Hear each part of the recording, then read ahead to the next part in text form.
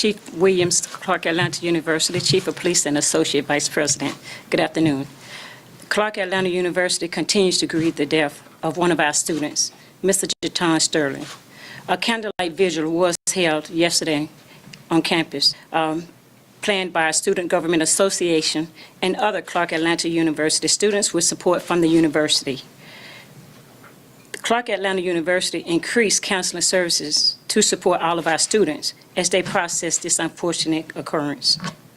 Again, we will continue to work with the City of Atlanta Police Department as part of our collaboration regarding the safety of the Clark Atlanta University campus and its surrounding areas. We offer our condolences not only to Jatonne, but our baseball team and his friend and the entire Clark Atlanta University campus. Again, I'll echo our condolences as well to the family of Jatonne Sterling. As everyone knows, on Tuesday afternoon, we responded to the area of the 800 block of Beckwith. We actually got the call from Clark Atlanta Police Department. And when we arrived, we found Jatonne deceased from an incident. What we know about that incident is that Jatonne knew the individual and who we now have warrants out and who was in custody recovering from his injuries as well. We know that there was some correspondence prior to on Tuesday and even as early as Tuesday morning. And so again, the work of this fine detective behind me, we were able to identify the perpetrator, Keontae Holloman Peoples, 25 years of age. He was charged with murder, felony murder, aggravated assault, and a couple other charges. But again, we're here also to let the community around our AUC Center. This was not a random homicide. I know the students are alarmed, but anytime we have any homicide like this, we try to let the community know we're on top of it. But unfortunately, Jatonne knew this individual. There was some, as I said earlier, some correspondence. And so this was not just a random event. And we know that some of the information that's going around on the campus, we want to assure the students that, as Chief Williams stands here beside us, we're in this together.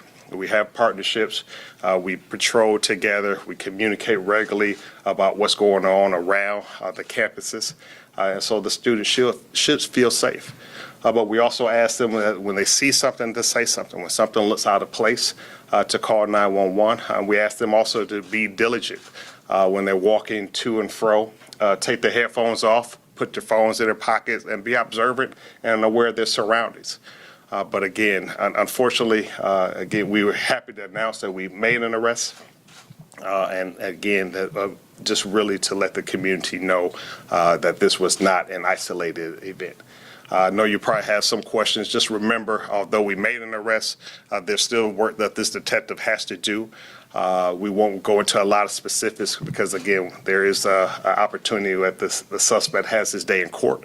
And so we won't get to a lot of specifics about the incident. But we'll take a few questions, though. You said the suspect was recovering from injuries as well, but is there any indication that he might have been fired at, too? Yeah, we know that there was an exchange of gunfire, and like I said, but we're still it's still early to figure out. I'm sure the follow-up question is who had weapons, who shot who, and again, it's still early on to identify. There is another individual that we know that was in the car, so we're asking the community if they heard or know anything else about that individual. We know it is a male. To also call Crime Stoppers where they can remain anonymous. But there was definitely an exchange of gunfire that occurred inside the vehicle. I know you said you can't give us a lot of details, but our understanding previously was that Jatonne was not in a vehicle, just standing up. So are you guys saying that a car drove up on him and then exchanged fire? Okay. Yeah, so what we do know at this time is that there was a vehicle parked in the parking lot behind the Catholic Center. We know that Jatonne got inside that vehicle.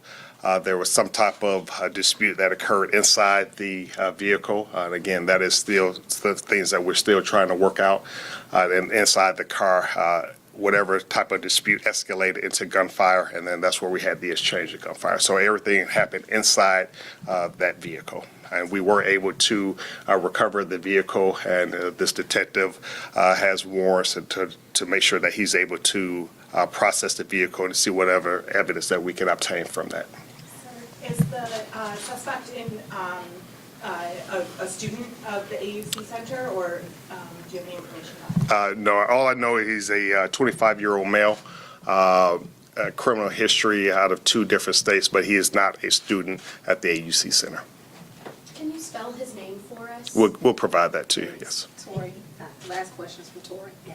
I feel like you've answered mostly everything. Do you have a description on the car that they were in?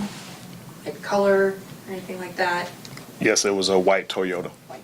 I just have one more question, sorry. All right, Justin, we missed you, so then Justin and Bo Beth, and that will be it. Thank you. This is for Chief Williams. Addressing safety, Chief Williams, a lot of students are saying, I don't feel safe here. They pay thousands of dollars to go to school here. They're supposed to feel safe. This man is from Chicago, and he wanted to graduate, and he does not have that opportunity. What is the department doing to ensure safety? Are you guys beefing up patrols? Are you adding security cameras? What are you guys doing to effectively make sure that students feel safe? Okay, we do have security cameras in the areas around the campus, not only around the campus, but also around our surrounding streets. And the collaboration that we have with the City of Atlanta Police Department, as well as Fulton County, has increased patrol around that particular area, around the campus.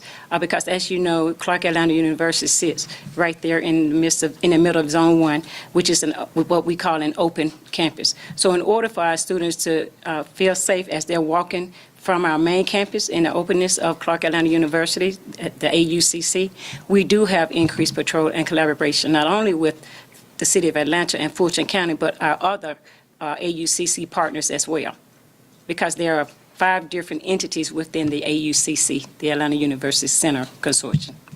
Is there any reason to believe that the other individual that you guys are looking for may have also known him? At this time, it's too early to tell, but we do know that there was some communication between the individual that we have in custody. Sorry, I just thought of one last one. In following up with what you said about the increased patrols, any changes being made to the alert system that's being sent out to kids about incidents that are happening in the area too? Yes, when there's an incident that affects our campus directly, an alert goes out not only to our students, but to the CAU community. So the changes, again, because we already have that in place, so we will continue with sending out those alerts when something directly affects the Clark Atlanta University campus. Even close by, I know this one wasn't on campus. Yes, we sent something out as well. There was other parameters surrounding this particular incident that delayed the process for sending that information out, but the information did go out to our community. You're welcome. Thank you, everybody.